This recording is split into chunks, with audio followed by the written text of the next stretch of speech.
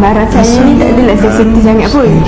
Saya tak suka simpan barang yang ada memori. Simpan memori lagi saya nak buang dia. Sebab tu saya best saya bangun pukul 4 ke 5 pagi untuk study. Sebab saya takut saya gagal. Saya takut tengok mak saya. Saya takut tengok mak saya.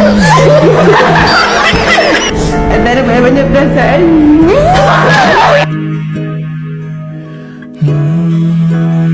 Perasaan yang paling saya takut tengok mak ayah saya kecewa.